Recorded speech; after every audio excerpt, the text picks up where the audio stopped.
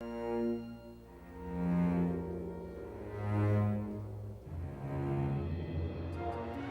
Colony 12, I mean, space is the setting. It really has little to do with the main storyline, except for the opening and closing scene. This story could take place in Bakersfield, in Kansas City, almost any other Western prison. I like to think of it more as an action-adventure rather than a sci-fi. The story only takes place 30, 40 years in the future from now. Try to incorporate those realities of the future that would hold true at that time. Things like NASA stating that there's over 5,000 pieces of space debris orbiting the Earth right now.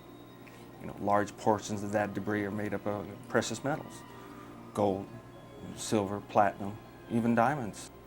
Back in 1995, NASA discovered water on the moon, which gives us our H2O, our hydrogen to run the facility, oxygen obviously to survive.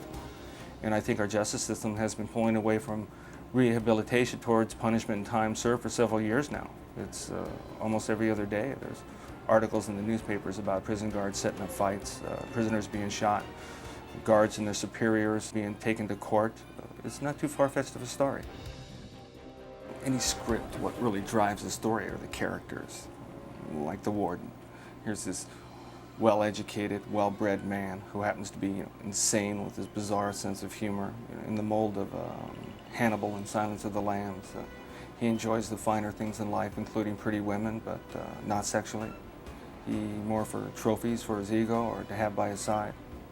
I wouldn't consider him a happy man. I mean, being sent to Colony 12 on the far side of Moon is not what I'd consider a promotion.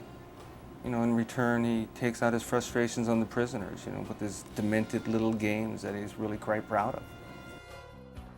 Max is in the mold of Harrison Ford in Blade Runner, the quiet loner, man of few wasted words, not one who tries to impress somebody. He's already fully confident in himself and believes in his work. At the same time, he's torn between his job and catching the man who raped and murdered his wife.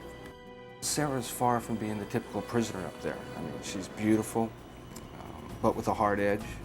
This is something she acquired after being sent to Colony 12 under false pretenses. Back on Earth, she was never a woman of the streets, a little gullible maybe, but the prison has kind of forced her into becoming a survivor. She likes to give the impression that she's fearless and she can take care of herself, but deep down inside, she's not as brave as she lets on to be. When I was a creative director over at Intravision, one of the beautiful things about that system is that we were always working under the control of the stage. Whether it was Harrison Ford being chased by the train and fugitive, Jeff Bridges on 20 stories up, dancing on the edge of a building, all of this was under the controlled environment of the stage. Like in Colony 12, except for a few scenes, we could also shoot this production on stage, which gives us total creative control.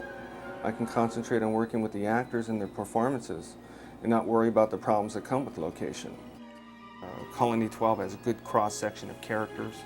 It's going to be a fun movie to make, a fun movie for the audience. I think it's a good read.